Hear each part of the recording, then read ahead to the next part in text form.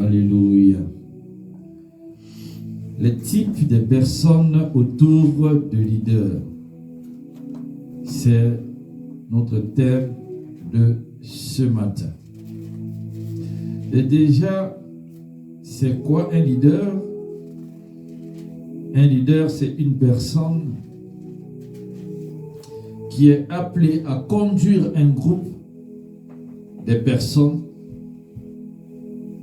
Un leader, c'est celui-là qui peut prêter l'oreille pour écouter ceux qui sont autour de lui. Un leader, c'est celui-là aussi qui peut parfois garder le silence, se taire et ne rien dire. Même si il a des choses à dire, mais il ne le dit pas, il écoute. Un leader aussi, c'est celui-là qui peut faire une preuve d'humilité et de se rabaisser et aussi de s'approcher, de descendre au niveau de ceux qu'il conduit ou il dirige. Ça peut être un chef d'entreprise, ça peut être un pasteur, ça peut être un responsable de la famille. C'est ça un leader. Amen. Mais autour de ces personnes, Dieu a positionné des gens. Mais maintenant, nous allons voir quels sont les types de personnes qui entourent celui-là que Dieu appelle un leader. Parce que nous, notre leader, c'est Jésus-Christ. Quels sont ces types de personnes qui entourent un leader? Dans le livre de Timothée, au chapitre 4, le verset 7. C'est Paul qui parle de Timothée 7. Je vais aller vite.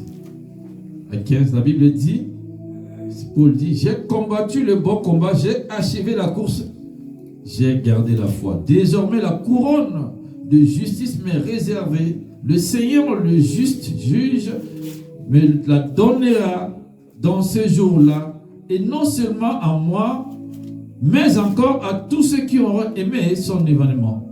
Viens au plus tôt vers moi, car Démas m'a abandonné pour le siècle présent. Il est parti pour Thessalonique. Crescent est allé à Galatie. Tite à Dalmatie. Luc seul est avec moi. Prends Marc et amène-le avec toi, car il m'est utile pour le ministère. J'ai envoyé Tychique à Éphèse. Quand tu viendras, apporte le manteau que j'ai laissé à Troas chez Caprice et les livres, surtout les parchemins. Alexandre le forgeron m'a fait beaucoup de mal. Le Seigneur lui rendra selon son œuvre. Garde-toi aussi de lui, car il s'est fortement opposé à nos paroles. Alléluia. Ici, on parle des collaborateurs autour d'un leader. Comme je disais, c'est une personne qui a la capacité de mener les autres à atteindre un objectif. Une personne influente, qui a l'influence. Une personne qui a la vision. Et autour d'un leader, autour d'un homme de Dieu, il y a un héritage que nous devons recevoir. Soit nous recevrons le manteau, soit nous recevrons des lèpres. Il y a deux choses. Tu es auprès d'un leader, d'un homme de Dieu, mais parce que Dieu t'a établi.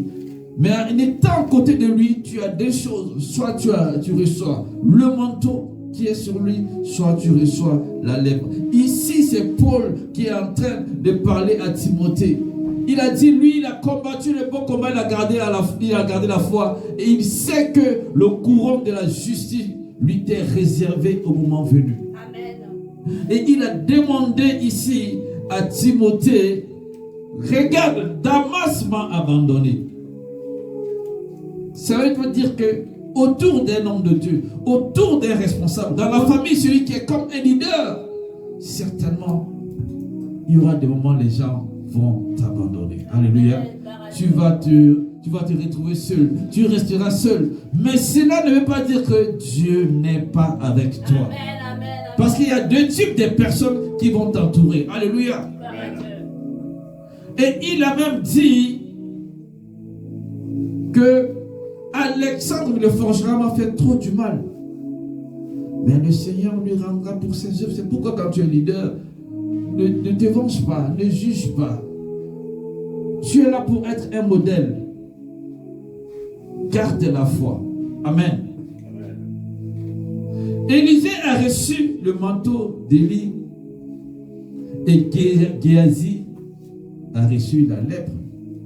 Parce que Élisée, il a obéi, il s'est attaché à ses leaders et la grâce que Dieu lui a donnée. Pas la même grâce qu'il a donnée à Isée, mais il avait à Élie, pardon, mais il avait reçu le double portion. Alléluia.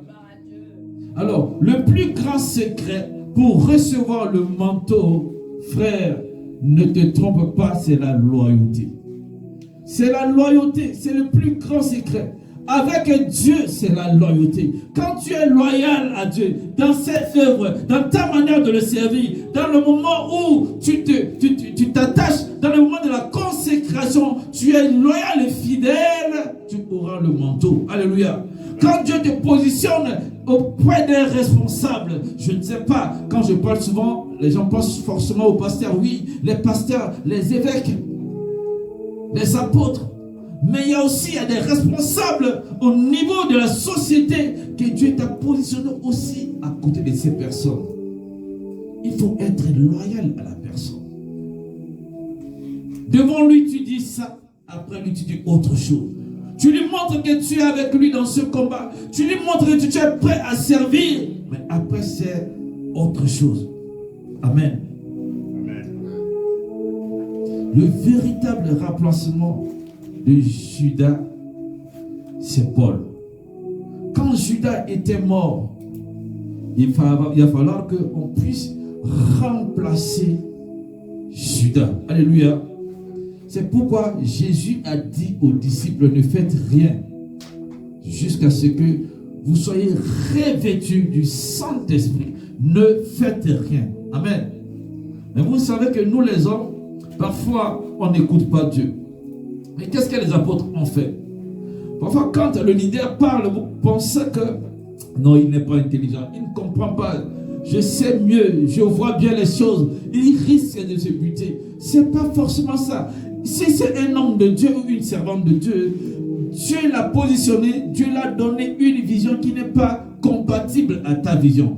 De la même manière que Dieu parlait à Moïse, mais le peuple d'Israël était contre. Il dit Moïse se croit qui? Il pense qu'il est le plus important. Pourquoi c'est à Moïse que Dieu doit toujours parler pour que lui, il vienne nous rapporter? Et en plus, il est parti marier une femme égyptienne. Nous voulons que Dieu nous parle aussi. Frère, c'est pas facile d'être un leader. Si tu es un leader et que tu tiens quand il y a le vent et la tempête, rends grâce à Dieu. C'est pas par ta force, parce que Dieu va te soutenir. Dieu est à côté de toi. Alléluia.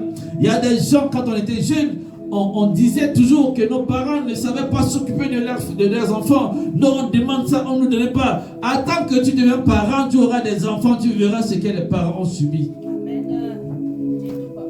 Et après, qu'est-ce qui s'est passé? Dieu a dit, ils ne comprennent pas. Vous pensez que parce que je parle avec toi, c'est facile. Laisse, je vais leur parler directement comme eux-mêmes, ils le demandent. Dieu a dit, rassemblez-les. Ce que le leader vit en secret, beaucoup ne savent pas. Vous les voyez devant diriger, parler. Mais quel coup il a reçu? Quel sacrifice il a reçu en secret? Qu'est-ce qu'il fait en secret? Est-ce qu'il a le temps de dormir? Il a le temps de réfléchir. Il a le temps de voir comment les choses doivent avancer. Il a le sacrifice à faire. Ce n'est pas de le calomnier. Et Dieu a dit, je vais leur parler directement. Et quand Dieu descendait, c'était dans l'éclair de feu. Tonnerre puissant. La terre bougeait sous leurs pieds. Le feu sortait du ciel. Ils avaient peur. Ils ont crié, Dieu, pardonne, ne nous parle pas. Ne nous parle plus jamais. Dieu a dit, vous avez demandé que je vous parle directement. Vous ne voulez pas que Moïse reçoive les informations, les instructions de moi et venez vous transmettre. Parce que vous pensez qu'il n'est pas le seul. Vous pouvez aussi écouter ma voix. Je vous parle maintenant. Ils ont dit, s'il te plaît, parle maintenant Moïse, ne nous parle plus. C'est lui maintenant qui viendra nous transmettre. Parce qu'ils ont goûté, ils ont vu que, ah bon, donc ce que Moïse subissait, que nous le calomnions, nous pensons que c'était facile, mais Dieu nous a mis devant le fait accompli et on a remarqué que Moïse avait un sacrifice, Moïse supportait, Moïse se tenait là, malgré qu'il y a le feu, Moïse se tenait là. Alléluia. Amen. Et les disciples, qu'est-ce qu'ils ont fait? Jésus leur a dit, ne faites rien, attendez jusqu'à ce que le Saint-Esprit arrive. Souvent quand le Saint-Esprit donne des instructions ou nous conduise, ou donne l'instruction à un leader ou à un responsable, et qu'il écoute la voix de Dieu, il essaie d'amener selon la voix de Dieu, les gens qui ne comprennent pas, qui n'écoutent pas, qui ne voient pas, qui n'est pas dans le secret, disent que, mais qu'est-ce qu'il est en train de foutre? Excusez-moi, qu'est-ce qu'il est en train de faire? Je pense qu'il nous mène à bandeau. Je pense que sa manière de comporter, de parler n'est pas juste. Mais c'est ce que les disciples ont fait. Ils se sont réunis dans le livre des Actes, chapitre 1, la Bible dit, versets 23 à 36, et ils ont élu Matthias, choisi Matthias pour remplacer Judas. Or, le Saint-Esprit n'était pas encore venu. Acte 1, ils ont pris une décision en fonction de leur regard, en fonction de leur constat, en fonction de ce qu'ils ont pensé. Mais après que la puissance du Saint-Esprit était posée dans Acte 2, ils ont reçu le Saint-Esprit. Et maintenant dans Acte 13, maintenant le Saint-Esprit a dit, mettez-moi, ce n'est plus Matthias, mettez-moi à part, Saul.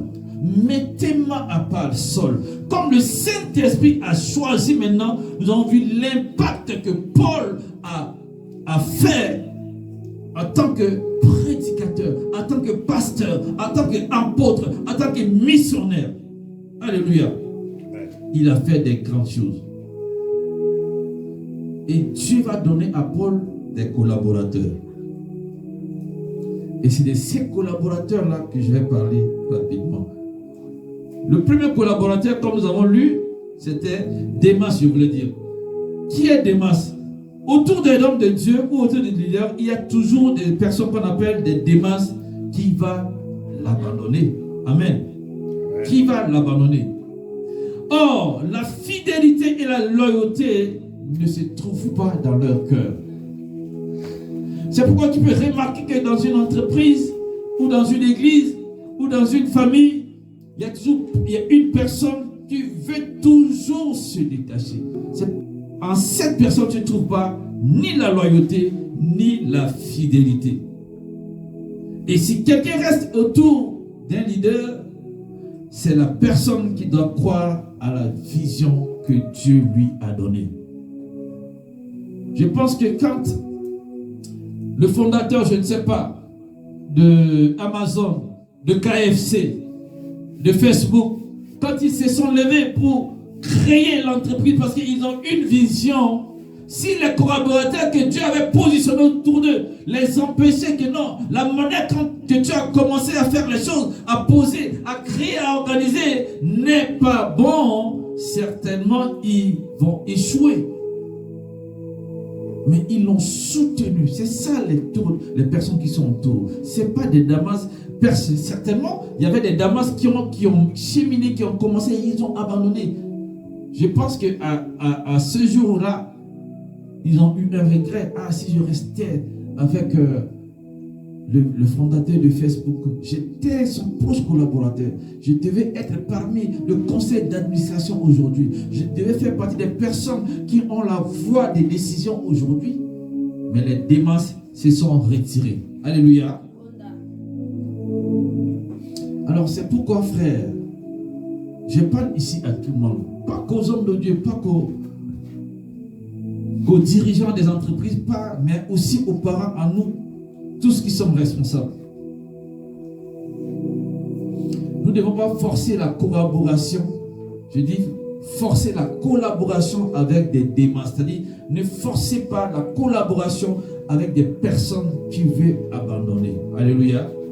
Si aujourd'hui, quelqu'un décide de détacher de toi, en tant que leader, tu as cette humilité, tu as cet appel, tu as cette vision, tu as été attentif, tu as fait tout ce qu'il faut et que la personne décide de te détacher de toi, ce que tu dois faire, fais en sorte que la paix soit restaurer.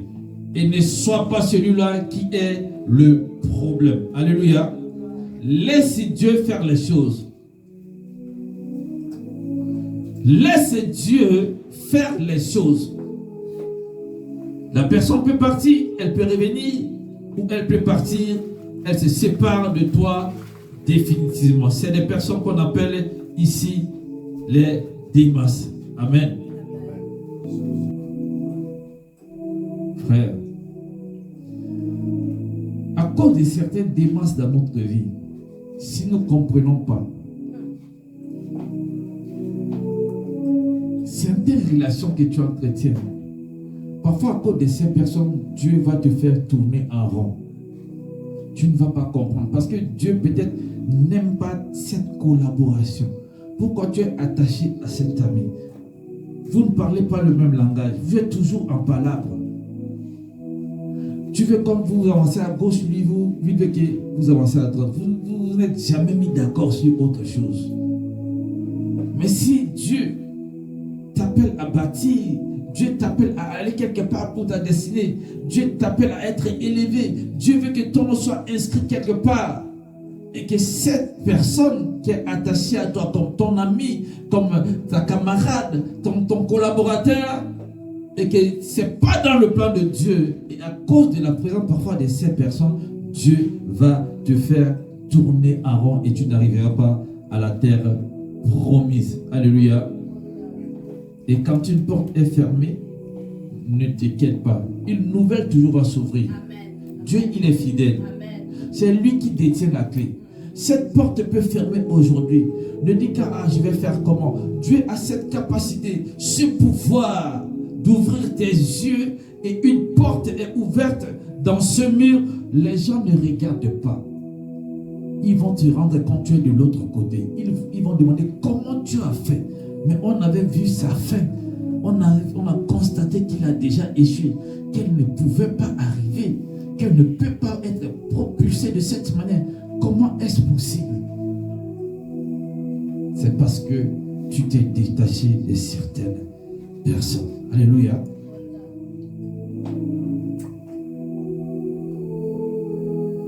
Dieu qui est fidèle, quand les démasses de notre vie vont partir, Dieu va envoyer des Lucs. Les Lucs, leur particularité, c'est un médecin. Luc, c'est un médecin. C'est ça la particularité de Luc. Donc, un médecin, c'est des personnes qui Dieu va positionner à côté de toi, qui va comprendre quand tu as mal à la tête. La personne sera là pour te dire, ah, je te vois, ton attitude n'est pas bonne, tu as mal à la tête.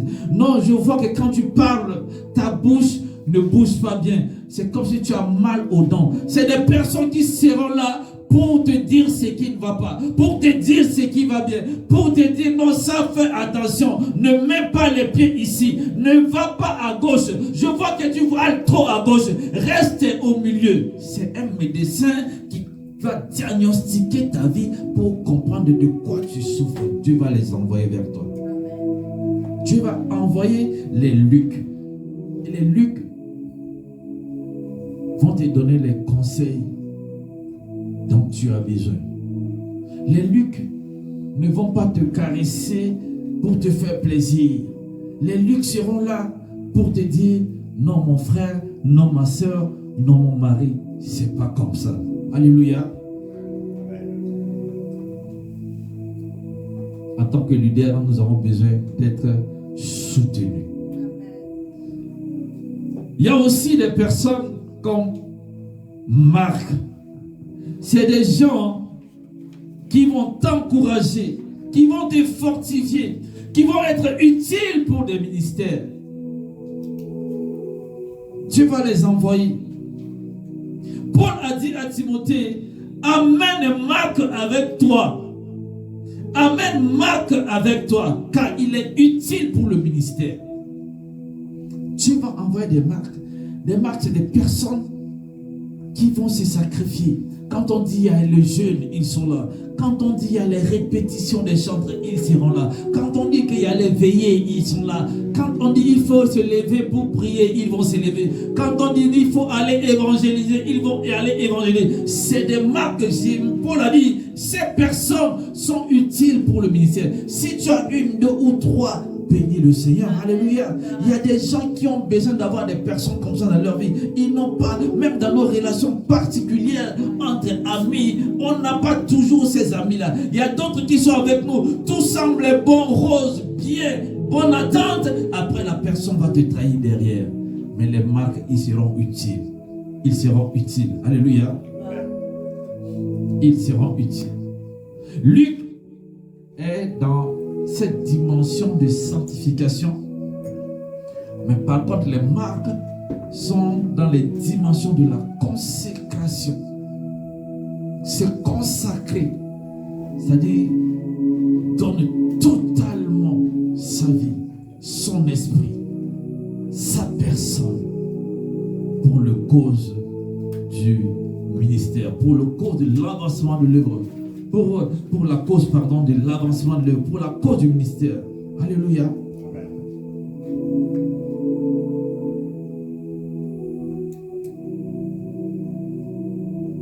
Les Lucs, c'est des personnes qui sont des soutiens. Ils vont croire en vous. Ils vont croire aux leaders. Mais les Lucs sont toujours limités. Ils ont des limites. Ils ne vont pas aller loin. Ils veulent être avec toi. Mais à un moment, ils se posent des questions. Est-ce que vraiment, va-t-il continuer? Va-t-il aller loin? Alléluia. Et la particularité des marques, il dit, je donnerai une place pour mon maître. C'est que quand tu es face à une situation où tu es, comment dire, présenté à la place publique, étalé, calomnié, il va dire non, je ne verrai pas ça. Mon mari ne fera jamais une telle chose. Ma femme ne fera jamais pareil. Le pasteur, non. C'est vrai, même si je ne le connais pas totalement, mais je pense qu'il n'est pas capable de faire ça, de dire ça. Mon directeur, il n'est pas comme ça. Cette sœur, non. J'ai toujours avec elle. J'ai toujours été avec elle. Les marques, c'est comme les Joseph d'Arimathie qui a dit, le tombeau que j'ai préparé pour moi, je ne vais pas voir le maître souffrir. Ils vont forcément trouver une place pour que ton cœur soit en paix. Ils vont trouver forcément une place pour que le cœur du leader soit toujours dans la joie. Les marques sont des personnes qui sont prêtes à se lever pour dire je refuse qu'on puisse le traiter de cette manière. Je refuse qu'on puisse parler du pasteur. Je refuse qu'on puisse parler de mon mari. Je refuse qu'on parle de papa comme ça. Je refuse. Le frère là, non, je le connais bien assez. On peut tout dire. Parler de lui comme ça, je refuse.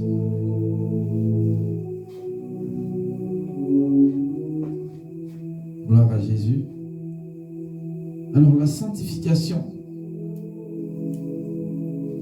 des Lucs, c'est Lucs qui sont avec toi vont se séparer du monde pour être avec toi.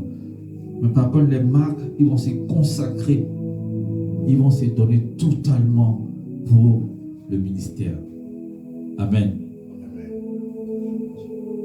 Et jouer un rôle pour l'avancement de Dieu. Et quand Dieu élève un leader,